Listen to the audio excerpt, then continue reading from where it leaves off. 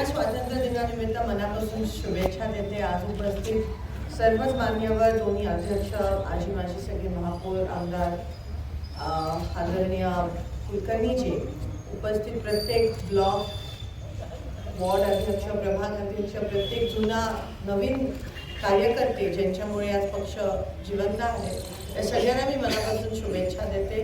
आजचा 15 ऑगस्ट हा आपल्या सगळ्यांसाठी खास आहे. खरं तर एवढ्या वर्षानंतरचा अजून खास आहे, कारण का जे काही घडलं जंतर मंतरला, त्या गोष्टींनी ह्या देशाच्या लोकशाहीमध्ये आपला विश्वास अजून ठाम केला की लोकशाही अजून जिवंत आहे. आणि लोकांनी ठरवलं की मोठ्या मोठ्यांना झुकावं लागतं, आणि त्याचा पहिला परिणाम जो झाला तो म्हणजे शिक्षण मंत्र्याचा राजीनामा. हे जेनझी आणि ह्या देशाच्या सगळ्या विद्यार्थी आणि युवकांचं मी मनापासून खरं तर अभिनंदन करते. त्यांनी दाखवून दिलं की ह्या देशाच्या लोकशाहीमध्ये किती ताकद आहे.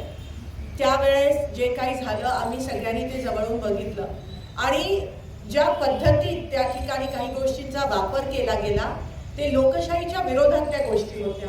मग पेलेट गन असू देत, टिअर गॅस असू देत, लाठी चार्ज असू देत, किंवा लाठी काठ्यांवर खिळे मारलेले, अशा प्रकारच्या गोष्टींचा वापर केला. हे कधी होतं? हे तेव्हा होतं जेव्हा देशात आणीबाणी असते, तेव्हा या गोष्टींचा वापर केला जातो. तुम्ही बघत होता हा जो प्रोटेस्ट होता जेनझीचा, तो एक वेगळा प्रोटेस्ट होता. कोणालाच कळलं नाही, खास करून ह्या निगरगट्ट सरकारला कळलं नाही की हा प्रोटेस्ट हँडल कसा करायचा, हा प्रोटेस्ट हाताळायचा कसा. कारण का वॉटर कॅनन टाकले की युवक त्याच्यात नाचायची, बॅरिकेडिंग टाकलं की युवक त्याच्यातून स्केटबोर्ड करायची, पोलीस अंगावर यायला लागले की ते राष्ट्रगीत गायची, म्हणजे पोलीस जिथे आहेत तिथे थांबत होते. अतिशय पीसफुल प्रोटेस्ट, म्हणजे काही हिंसा न करता असा तो जंतर मंतरला प्रोटेस्ट होता, आंदोलन होता. तरीही या देशाच्या गृहमंत्र्याला काय सुचलं आणि कोणी ते आदेश दिले की या युवकांवर, जे निरागस मुलं आहेत, जी शांततेने त्या ठिकाणी आंदोलन करत आहेत, त्यांच्यावर पेलेट गन टाकले, त्यांच्यावर लाठीचार्ज केला आणि त्यांच्यावर टिअर गॅस. म्हणून त्या गोष्टीचा आज आपण निषेध करूया, कारण काही तानाशाहीची लक्षणं आहेत. पण त्याच जेनझीनी दाखवून दिलं की लोकशाही जिवंत आहे, आणि सगळे एकत्रित आले म्हणून त्यांना मोठ्या मोठ्यांना पण झुकावं लागलं.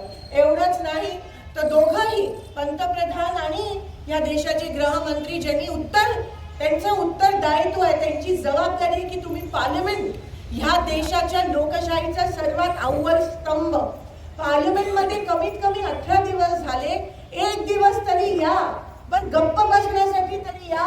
पण त्यांच्यामध्ये ती हिंमतच राहिली नाही शेवटपर्यंत यायची. काल शेवटचा दिवस होता म्हणून ते मुंह दिखाई करायला आले. ह्या गोष्टीचा उल्लेख मी आज का करते? कारण काही तानाशाही हळूहळू लोकशाही मुळे कशी संपायला लागते हे त्याचं ज्वलंत उदाहरण आहे. मोठे मोठे पण जे तडीपार असतील, जे कोणी असतील, जे जात पात धर्म करणारे असतील, ते कधीही या देशात टिकू शकत नाही. शेवटी लोकशाहीचा विजय होतच असतो. आज 15 ऑगस्ट निमित्त जेवढे आपल्या स्वातंत्र्य लढाईमध्ये असतील, आपल्या सगळे जे आपण भारत जे युद्ध लढले, त्या लढाईमध्ये जे जवान शहीद झाले, त्या सगळ्यांना मी श्रद्धांजली अर्पित करते. ही दुसरी लढाई होती आणि अजूनही चालू असेल. हा संघर्षाचा काळ आहे, तो आपल्याला संघर्ष करावा लागेल. आपले नेते आदरणीय राहुल गांधीजी, त्यांनी दिल्लीत आम्ही सगळ्यांनी प्राईम मिनिस्टरच्या घराच्या बाहेर जो प्रोटेस्ट केला, आणि त्याच्यानंतरही आम्ही पार्लमेंटमध्ये करत राहिलो. मला असं वाटतं ते प्रत्येक गल्ली गल्लीत, प्रत्येक बोळ्यात पण होणं गरजेचं आहे. छात्रों की गूंजच्या माध्यमातून विद्यार्थ्यांना एकंदरीत आपण त्यांचे जे अधिकार आहे त्याचा अनुभव करून दिला. आणि पेपर लीकच्या पार्श्वभूमीवर, कारण का एज्युकेशन, शिक्षण पण ह्या लोकांनी सोडलं नाही. शिक्षण क्षेत्रात पण ह्यांचे विचार, जी कट्टरता आहे ती घुसवली, ज्यामुळे या देशाच्या भवितव्यावर परिणाम होणार आहे. आणि वेळेत आपण त्याच्यावर ह्या ठिकाणी जेनझी जे आहे ते थांबवू शकलो. तर सगळ्यांना अभिनंदन करते की काँग्रेसचे विचार, गांधींचे विचार, लोकशाही आणि संविधान ह्या गोष्टींवर चालणारे विचार आपल्याला जिवंत ठेवायचे. तोच संकल्प आज आपण ह्या ठिकाणी घेऊयात आणि पुन्हा एकदा सगळ्यांना लोकशाही जिंकल्याबद्दल मनापासून अभिनंदन करते आणि इथेच थांबते. धन्यवाद. जय हिंद.